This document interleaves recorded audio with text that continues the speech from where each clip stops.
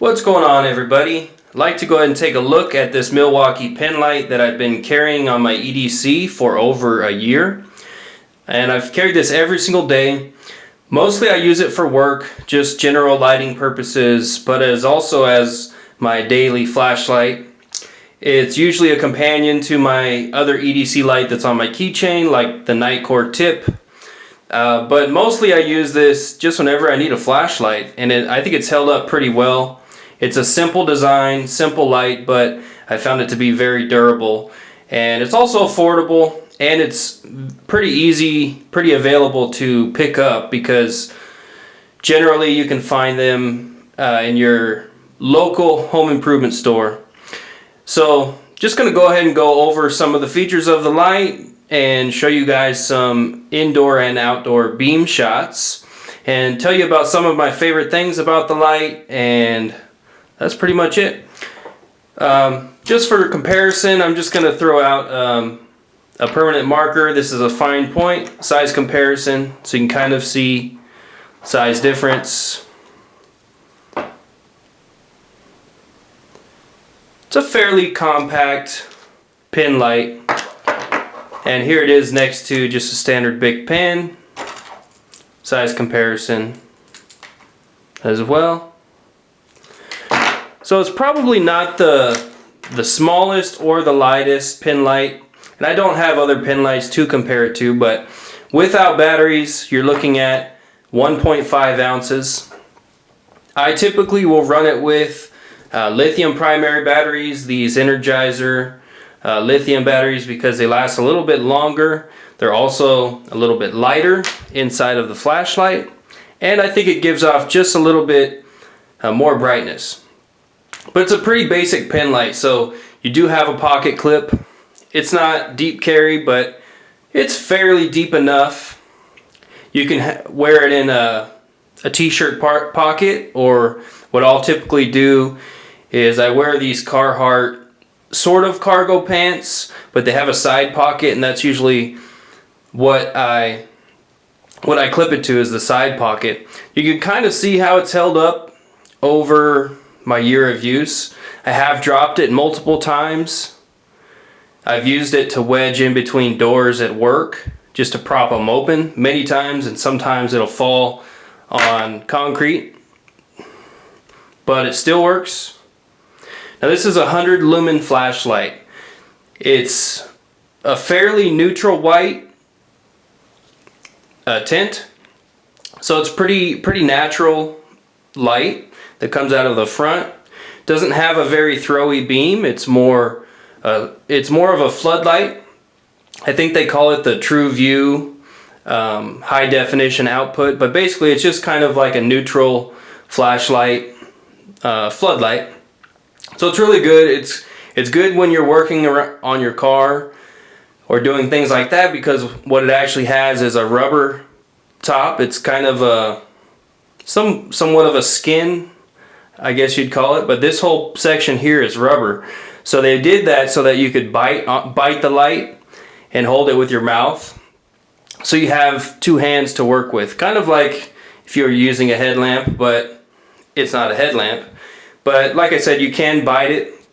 It's a little bit forward heavy when you do that, but I have done that before with no problems. There's the switch on top there. You can see after a year of use, there's no cracks in it. Still works fine. I do find it to be a little bit, the switch, you have to press kind of far and hard before the light actually comes on. It's not too bad, but I did kind of notice that you do have to kind of, it's hard to explain, but it's a little bit squishy. I did find with the switch, but it works. It serves its purpose. It is O-ring sealed, so it does have some water resistance. I have not submerged it, but I have used it in rain. You can see the threads there. O-ring is still holding up, and the batteries just go into the tube. Like I said, it's two AAAs. Screw it back on. Now this pocket clip can be bent if needed.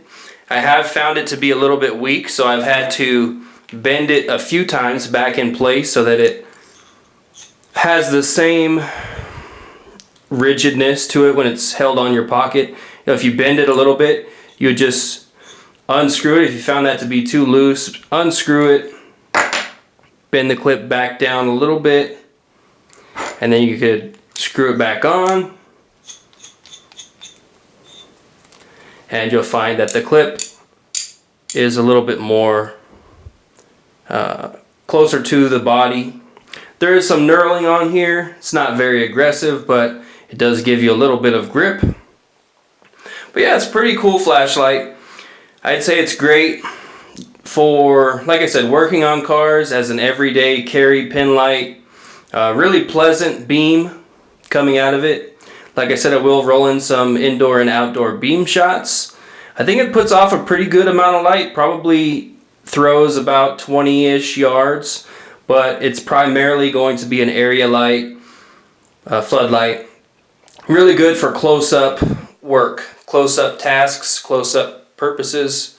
Really a great all-around light that you can pretty much pick up in your local hardware store, Home Depot, or you can order them online. But I think it's a really good value. It's held up, like I said, for a year, and I would recommend it. I'm going to go ahead and put a link in the description if you guys wanted to pick this light up. That is an affiliate link, so I would get a portion of your purchase, but it would not cost you anything extra. Totally fine if you don't want to do that. I just appreciate you guys for watching the video. But anyways, that's just a short review of the Milwaukee 100 lumen pen light. Hope you guys liked it, and I hope everyone is doing well, and thanks for watching. Take care. Alright, so we have some indoor beam shots of the Milwaukee Penlight, the 100 lumen. See, it's a nice, natural, neutral color floodlight. Very nice beam. You got momentary on, and when you click, it stays on. One single mode. No low, no mid, or anything like that. It just goes straight to high. Very nice light.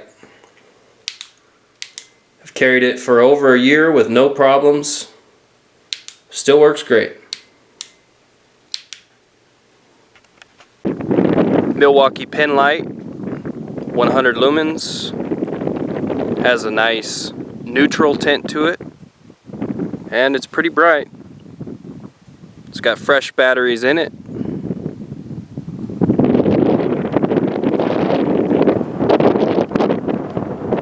Throw, I would say you got about 20 yards.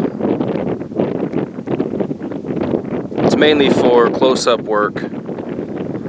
But you can see those tumbleweeds out there. I can see out to about 20 yards pretty good. Maybe out to 30, but not much further than that.